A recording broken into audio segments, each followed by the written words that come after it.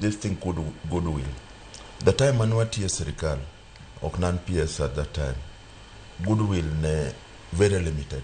And mane kwa wacho nini no kwa yud pesa mar government direct. In fact, pesa manwa yudo mag development partners, it was as a result of some efforts manolos people within the department, without necessarily involving the political will. To give my important kabisa is that goodwill. Without goodwill, there's nothing much you can achieve as far as infrastructure is development is concerned. No, very little you can achieve. All right. A goodwill, nyaka better get that goodwill from the top. Ekajo sirkal, jokmane sirkal, bebedo gi thuolo mar timango mar tiyo tich. Anyalo wacho ni most of the roads minano kwa timos kata Homa Bay, Beta and so on and so forth, not timre because of goodwill. You remember Nijakom was Minister for Roads from 2002 to 2005, isn't it? And during that period, Emmanuel take opportunity wagoro go many roads, goro planning and goro and starting the implementation.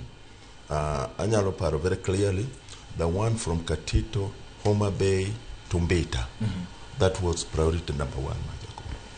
Mama no otim oweka koro wadhi otimamo wadhi kode bele to kendo waduogo implement mana kendo ka sirkal marwar bare ineno gima gudu kako wach gudu sirkal marwar baba matendo the time no wuok cha nyaka waduogo kendo onge gima no otime kata mana Hispania to this road muka a lot of sparrow. By the way, the number of sparrows, the total kilometers of sparrows are more than the main. Correct. The main road. So mano ngeno miyo jowa moko nikech by that time ano bedo implemented ne waonge goodwill. No miyo jowa moko manie sirkal no hinyre.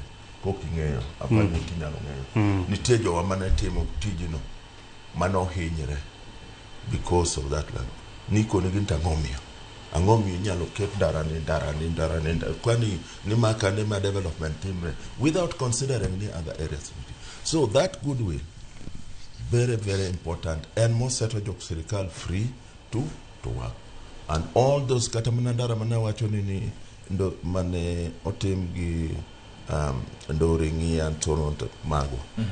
Mago otim at that time, wachake at that time Prime Minister was Minister for Roads. And then we completed them the time Makuro na eni angono. Sirkal marbar. Yeah, so it is very important. So no, at that time, no concerned with only the main roads. All right. Yeah.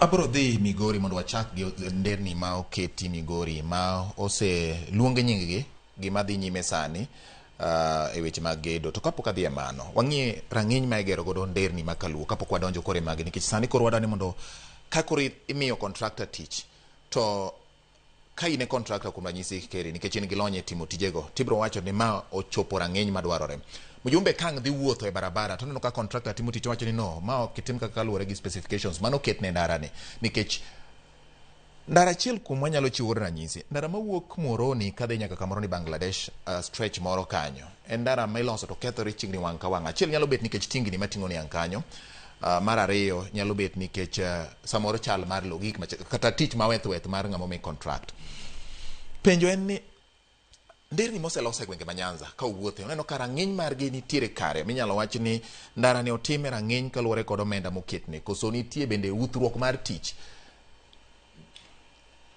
ing'eyo ndara nigi standard kolure gi traffic malonja ndere madongo mawacho ni kama class A gin gi standard mopogore gi pesa gi be nyaka pogore bas nitie rural roads bende nitie gi standards mopogore to of late especially on the rural roads there was something called low volume seal road mane dwa nolosi mondo ji oyud lam araka Me as an engineer, Yes.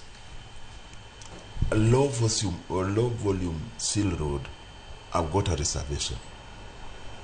Nikech they will not live up to the standard middle. Okay, for the time, for the political purposes, they are very good because within no time, Osetimgi. Lamni kacha. But for longevity, kaka dwaronda odagi for 15 years on the rest, it can't. They don't do. And that's why you see those roads. And I igole titimu compaction matin tiketo gine tiketo lao. Road nigga structures. Kinen roads nigga structures. Ma engineer, why don't engineer structures? Let me go technical a bit. Yes. Each akogi gimoro milongo ni subgrade. Subgrade ma pain mogi ki foundation. Kati duge gimoro ni subbase. Subbase ni enkoren maram mo seche moki inyalo medie simiti or seche moki we nit. To ma piny no to bedo gango. Macha to low. Enena low. Bedo compacted. Yes. Kati bedo gi kati nitie base. Base ni nyalo bedo maram bende olos matek 150 mm or gimwaluongo ni DBM, dense between lam maduong kaito. Now low volume seal road inwango kosekete subgrade tiketo sub base no which is neat then you